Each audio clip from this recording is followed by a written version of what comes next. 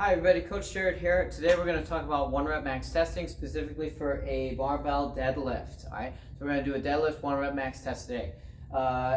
Setup, too easy. I got one of my barbells here. I think it's easiest to use one of the 45-pound bars. Just easier math for myself, for somebody who knows barbell math a little bit more, if you're familiar with it. Also, you end up putting on less plates. So I think it's easier to use one of the 45-pound bars, but you don't need to. You can use a 30-pound bar for this.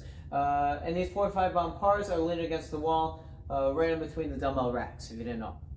And then you're just gonna need some plate weights, right? And we got those on the rolling rack. I think it's easiest to just roll that bar, roll that rack wherever you're using space, and you'll be good to go. So yeah, and then you can get right into your warm-ups. And the big thing with 1 rep max testing is you want to be warmed up, you want to be feeling ready to go, but you don't want to be fatigued at all, right? You don't want to feel like you've already overexerted yourself. So there's a kind of 3-set warm-up that gets you pretty much ready to go. Number 1 is going to be 10 reps.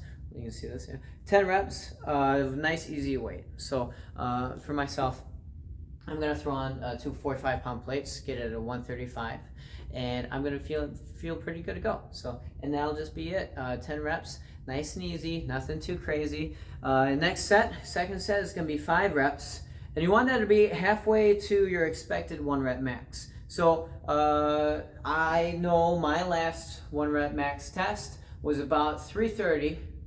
So I'm just going to cut the difference, 130 to 330. I'm going to move my way up to right around 230 and do my 5 rep set there. So again, just cutting the difference. It's going to feel like a moderate weight.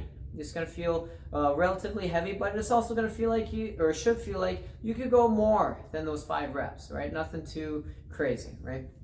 And then you got one more set. This is going to be a 3 rep set. And the goal of this, you can see I wrote, is to just feel that heavy weight. You should feel or a little bit closer to how it's going to feel when you go attempt your 1 rep max lift. All right, and so if that's cutting the difference again, or a little bit more, 3 reps. Just remember, 3 reps is not a lot of weight. So if my expected is at 330, maybe I'm just going to jump to 300. Maybe it's going to be just a tiny bit down, 295. Maybe just jump it up and get used to that heavy weight, right? Because you don't want that 1 rep max attempt to be the first time you pick up something in that ballpark, right? Get used to it, and then you're good to go. And from there, it's best to go as quickly as you can to your true 1 rep max.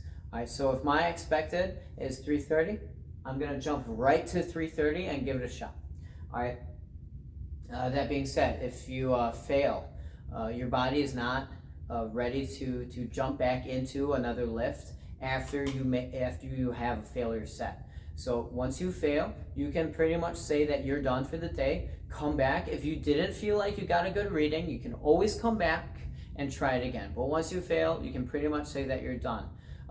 In between sets, don't let yourself feel like you don't have to give yourself time to recover. The rule of thumb is actually 6 minutes.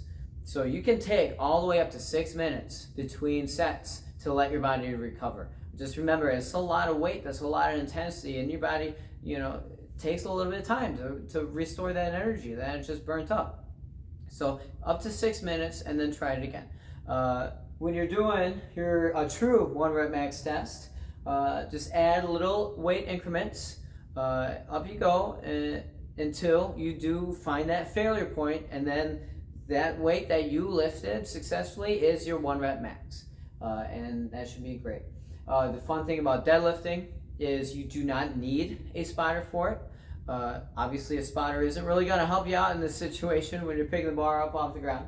That being said, it might not be the worst thing in the world to have somebody who knows good form, who knows good technique, kind of look out for you to make sure that you're staying in good form and staying in good technique. And one of our coaches, myself, Jesse, Missy, and Crystal, we could all take a look at you. If we're available, we can all take a look at you and make sure you're doing it properly. That being said, I've gone this whole video assuming you know or feel comfortable with a good barbell deadlift. And this is something that we do often enough in fire camps. So I feel confident in saying that a lot of you should feel good doing a barbell deadlift. Maybe you've never done something this heavy though, and that's okay. Or by all means, if you do not feel comfortable doing a barbell deadlift, if you feel like you should work on your form before you attempt a 1 rep max test, let any of us know, and we'll be more than happy to help you work through some of what you're struggling with. Otherwise, yeah, we're good to go. There's also a opportunity to do a estimated 1 rep max test instead of a true 1 rep max test. And the difference is basically you're going to load the bar in a nice good heavy weight on there, and then you're going to pick it up as many times as you can. You're not actually finding your failure point at the heaviest you can go. You're just going to find your failure point at a heavy weight. For example, maybe I put on 320 pounds and I successfully lifted up 4 times. What I'm going to do is I'm going to take 320 and I'm going to take 4 times, and I'm going to plug it into an online calculator. You don't have to do this calculation yourself. Just put it in an online calculator. I'll put a link in the description of this video. Plug in those numbers and it'll spit one out at you. The benefit of doing an estimated 1 rep max test is it's going to be a little bit safer. Number one, it's going to be a little bit less time consuming. Number two, instead of potentially 5 or 6 or even 10 sets, including your warm-ups, with up to 6 minutes in between, you're going to do a total of 4 sets.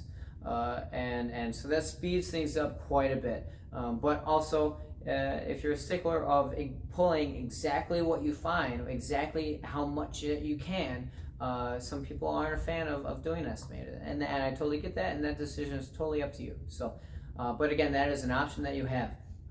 Something that I think might be beneficial to some people is if you have no idea where you're going to find yourself, do an estimated 1 rep max test, and then come back with your estimated, come back to it, and then do a true from there and see how close it was, or maybe you can push a little bit more, etc., etc. But then you get the satisfaction of actually pulling as much as you can, so which is always a great feeling. But yeah, I think that about covers everything. If you have any questions about a barbell deadlift or about 1 rep max tests at all, just let me or anyone else know. Jesse, Missy, Crystal, let us know. We'll be more than happy to help. You guys have a great rest of your day. I'll see you later.